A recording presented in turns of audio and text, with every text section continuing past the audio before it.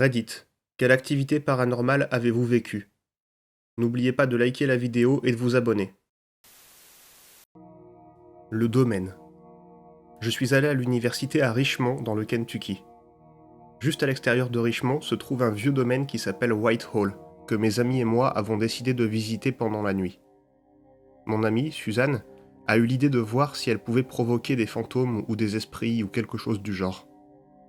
Notez que nous n'avions même pas encore pénétré sur la propriété, donc aucune violation de propriété n'a été commise cette nuit-là. Alors voilà, Suzanne commence à faire des blagues sérieusement limites sur l'esclavage, le fait de posséder des esclaves, etc. Cela dure environ 20 minutes, elle s'amuse bien, elle parle du moment où elle possédera sa propre plantation et combien ce sera amusant, tout ça pour provoquer la colère d'un potentiel fantôme. Et c'est à ce moment-là que l'histoire devient intéressante pour nous. Suzanne se tenait près de la clôture tout en continuant à nous parler, et tout à coup, elle se met à s'énerver contre mon ami Jay pour lui avoir soufflé sur la nuque. Cependant, Jay était en train d'explorer un endroit près des arbres à une vingtaine de mètres, beaucoup trop loin pour lui avoir soufflé sur la nuque. Suzanne élude la question d'un geste de la main et continue sa tirade, essayant toujours de provoquer une réponse des esprits. Soudain, elle devient très silencieuse, puis commence à se plaindre de douleurs dans le dos, comme si ça la brûlait. Ma petite amie lui relève son haut pour voir ce qui ne va pas, et elle devient très pâle. Sur le dos de Suzanne se trouvait une série de lignes qui semblaient indiquer que quelqu'un l'avait battue sévèrement avec une baguette ou quelque chose du genre. Elle était couverte de marques. Nous nous sommes tirés de là en vitesse. Le jouet. J'étais dans mon lit, sur le point de m'endormir, quand j'ai entendu de la musique. Au début, je n'arrivais pas à comprendre ce que c'était, mais après l'avoir écouté pendant quelques secondes, j'ai reconnu la chanson « Brille, petite étoile ». Je me suis levé du lit, le son venait de l'extérieur de ma porte. Alors je me suis dirigé vers ma porte, le cœur battant à 100 à l'heure. J'ai ouvert la porte et il n'y avait rien d'autre que le couloir plongé dans l'obscurité. Mais en face de ma porte, il y avait un placard sous l'escalier, et c'est de là que venait la musique. Alors j'ai écouté, et c'était bien la chanson pour enfants, mais elle était ralentie et déformée. J'ai allumé la lumière du couloir et j'ai attrapé la poignée. Dès que ma main a touché la poignée de la porte, la chanson s'est arrêtée en plein milieu. À ce stade, j'étais mort de peur.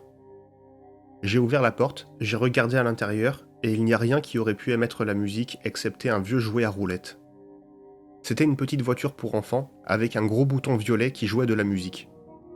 Alors j'ai appuyé sur le bouton, et rien ne s'est produit. J'ai examiné le jouet, et j'ai vu qu'il n'avait plus de pile.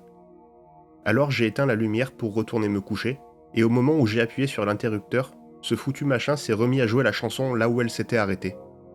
J'ai refermé la porte, puis celle de ma chambre, et je n'ai pas dormi cette nuit-là. Prédiction. Avant la naissance de chacun de mes cousins, pendant leur grossesse, mes tantes ont demandé à mon grand-père si leur enfant serait un garçon ou une fille. Il avait raison à chaque fois, au moins pour chacun de mes 8 cousins, et aussi pour mon frère. Quand ma mère était enceinte de moi, elle lui a demandé si j'allais être un garçon ou une fille. Il a répondu « Je ne sais pas, je n'arrive pas à voir aussi loin ». Il est décédé 1 mois avant ma naissance. La tante Marie. Quand j'étais jeune, j'avais l'habitude de passer une partie de l'été dans la maison de ma grand-mère. C'était une vieille maison dans le sud qui existait depuis la Première Guerre mondiale. Alors, une nuit, j'étais au lit en train d'essayer de dormir. C'était l'été et il faisait super chaud dans la maison, il n'y avait pas de climatisation. Tout à coup, j'ai vu une femme passer à travers la porte de ma chambre. Ma porte fermée à clé. Elle portait une robe blanche ou une chemise de nuit, et elle se déplaçait dans la pièce comme si elle se préparait pour la journée. Je l'ai regardée pendant ce qui m'a semblé une éternité, puis soudainement, elle s'est arrêtée de marcher, et elle s'est retournée lentement dans ma direction. À ce moment-là, j'ai eu une trouille pas possible, et j'ai pensé que j'allais mourir. J'ai pensé, elle peut me voir. Je l'ai regardée dans les yeux, et dès que j'ai fait ça, j'ai perdu connaissance. Quand j'ai repris mes esprits, j'étais sur la terrasse. Le soleil se levait et je n'avais aucune idée de comment j'étais arrivé là. Je ne voulais pas retourner dans la chambre, alors j'ai attendu sur la terrasse jusqu'à ce que ma grand-mère se réveille et prépare le petit déjeuner. Pendant que nous mangions, je lui ai dit que j'avais vu un fantôme. Elle m'a dit « À quoi ressemble ce fantôme ?» Je lui ai raconté ce que j'avais vu, et elle m'a regardé en disant « Oh, c'est juste ta tante Marie !» Plus tard dans la journée, elle a sorti un vieil album photo et elle m'a montré une photo de ma tante qui est morte dans la maison bien avant ma naissance, ainsi que quelques autres membres de la famille. Puis elle a continué en me disant qu'elle les voit de temps en temps. Je n'ai plus jamais passé la nuit là-bas et je ne suis jamais retourné dans cette chambre. Les lumières. Quelques amis et moi avons vécu quelque chose d'étrange dans le nord du New Hampshire en janvier 1998. Il faisait nuit, nous conduisions sur une route tranquille, et soudainement nous avons commencé à voir dans le ciel des lumières vives qui se dilataient jusqu'à être de la taille de la lune, puis elles rétrécissaient à nouveau et disparaissaient. Nous nous sommes arrêtés près d'une colline et sommes sortis de la voiture. En levant les yeux, nous avons vu des douzaines de lumières grossir silencieusement en se déplaçant. De temps en temps, chaque lumière expulsait plusieurs petits points lumineux qui dansaient et zigzaguaient très rapidement, parfois en motif droit, parfois dans des directions aléatoires, interagissant souvent les uns avec les autres de manière presque ludique. Chacun des petits points de lumière finissait par retourner vers l'une des lumières principales et d'autres en émergeaient. Nous étions fascinés et sommes restés à les regarder pendant près d'une heure. Je n'ai jamais rien vu de tel, et de temps en temps, je prends soin d'envoyer un message à mes amis pour vérifier que l'incident a bien eu lieu et pour m'assurer que je ne perds pas simplement la tête. Les pleurs. Une année, mon neveu passait les vacances d'été chez nous. Il jouait dehors avec ma mère et mon père, sur la pelouse, alors que j'étais seul à l'intérieur. Je marchais en direction de la porte d'entrée pour les rejoindre. Alors que je passais près de l'escalier, je me suis arrêté un instant parce que j'ai eu une sensation étrange. Comme si quelqu'un me regardait. Alors je me suis arrêté et j'ai regardé en haut des escaliers. C'était complètement sombre. Alors que je regardais là-haut, j'ai soudain entendu des pleurs de bébé qui passaient d'un son grave à un ton beaucoup plus élevé. Ça semblait venir du premier étage. Je suis sorti de chez moi pour le dire à mes parents. Ils m'ont dit qu'ils l'avaient aussi entendu et ils ont pensé que c'était moi qui faisais du bruit. C'était certainement l'un des moments les plus effrayants de ma vie. Le fantôme du théâtre. Lorsque ma mère était enceinte de moi, elle était toujours mariée à mon père biologique. Ils ont divorcé 2 ans après cet incident. Quoi qu'il en soit, il était acteur avec une troupe de théâtre locale en Floride. L'un des théâtres où il se produisait régulièrement était le Sanger, c'était un ancien cinéma qui avait été réhabilité. Cette histoire se passe lorsque ma mère était enceinte de moi, à environ 8 mois, quand elle était prête à accoucher à tout moment. Comme elle ne pouvait pas conduire, elle dépendait de mon père pour la conduire où elle voulait aller. Il l'emmenait souvent aux répétitions. Pendant les répétitions, son travail était de prendre des notes sur la mise en scène. Elle se déplaçait d'une partie du théâtre à une autre, prenant des notes sur la façon dont les acteurs sonnaient de différents points, sur leurs marques, les positions des acteurs sur la scène, les décors et la musique.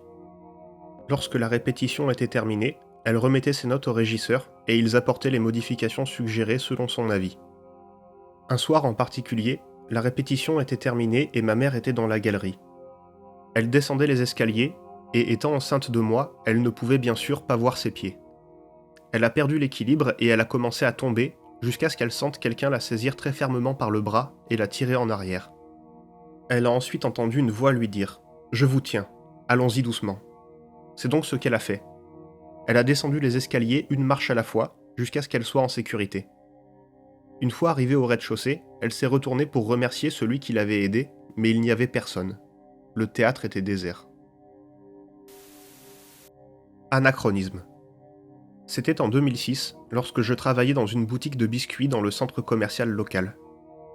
C'était pendant un après-midi tranquille de l'été, généralement il n'y avait qu'une seule personne à travailler dans le magasin. Ce jour-là, j'étais cette personne. La journée passait très lentement, le temps avait tendance à s'arrêter. Il y avait des caméras dans le magasin, je ne pouvais même pas glander sur mon téléphone. Quoi qu'il en soit, à un moment, une famille de 3 personnes, une mère, une fille et un jeune fils, s'arrêtent à quelque distance du comptoir et me fixent, moi et les biscuits. Je n'aurais pas trouvé ça étrange si ce n'était pour leur façon de s'habiller. Ils semblaient tout droit sortis des années 1950.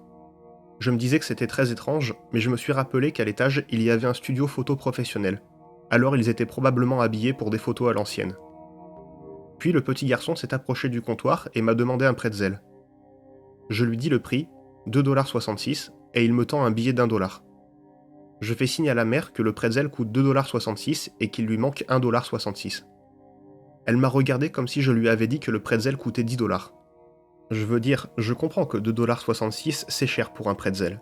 mais elle me regardait comme si je lui demandais de vider ses économies de toute une vie. Le petit garçon, sans parler, me tend le billet d'1 $. Je le regarde attentivement et je réalise que c'est un billet de la série de 1957. Et ce billet d'1 $ ne semblait pas avoir un demi-siècle. Il avait l'usure normale d'un billet d'aujourd'hui. Il n'était pas tout neuf, mais il était toujours parfaitement utilisable et une banque l'aurait probablement accepté. À ce moment-là, je réalise que personne d'autre n'était dans le centre commercial pendant tout ce temps. Le magasin de musique à côté était vide et le trafic piéton semblait simplement inexistant. J'ai rendu le billet d'1 $ au garçon et il s'est éloigné avec sa mère et sa sœur. Environ 10 secondes plus tard, les gens sont réapparus dans le centre commercial. La pierre tombale. J'étais près de Bennington et mes amis et moi nous sommes arrêtés dans un cimetière la nuit. Nous avions environ 18 ans et nous étions simplement sortis en voiture pour nous faire peur. Nous nous promenions dans le cimetière en parlant. Soudain, je me suis arrêté net parce que j'ai vu quelque chose près d'un arbre. Une sorte de forme blanche. Pas nécessairement une personne, mais j'avais l'impression que c'était une fille. Je me souviens que je mangeais une pomme et que tout à coup j'ai eu la nausée et je l'ai laissée tomber par terre. Un de mes amis a eu le même sentiment et nous nous sommes dit « partons d'ici » et nous sommes partis en silence. Le lendemain, nous sommes revenus au cimetière en plein jour et nous avons vu une pierre tombale appuyée contre l'arbre. C'était une vieille pierre tombale datant des années 1800. La pierre tombale indiquait une femme morte très jeune qui portait le même nom et le même prénom que moi. Le fantôme dans la cuisine. Quand j'étais petite, dans la maison de mes parents, il y avait toujours des bruits tard la nuit en provenance de la cuisine. Des placards qui s'ouvraient et se fermaient, des pas, et ainsi de suite. La maison était disposée de telle manière qu'elle décrivait une sorte de U. Dans la cuisine, il y avait une fenêtre de chaque côté. La salle de bain était à l'est de la cuisine, donc lorsque vous sortiez de la salle de bain, vous pouviez voir par la fenêtre jusqu'à la cuisine. Quand j'étais ado, j'ai commencé à remarquer quelqu'un debout à la fenêtre de la cuisine, mais à chaque fois que je passais devant la porte, cette personne disparaissait toujours. Ce n'était certainement pas une ombre, car on pouvait voir qu'elle regardait vers l'extérieur, les mains derrière le dos. Un jour, j'avais environ 14-15 ans, j'ai dit à ma meilleure amie qui passait le week-end chez nous « Tu vas me prendre pour une folle, mais je pense que ma maison est hantée. » Elle a répondu « Est-ce que tu parles de la personne dans la cuisine qui regarde par la fenêtre ?» Merci d'avoir écouté ces histoires de la crypte. Vous pouvez dire en commentaire si vous avez vécu une expérience paranormale et n'oubliez pas de vous abonner.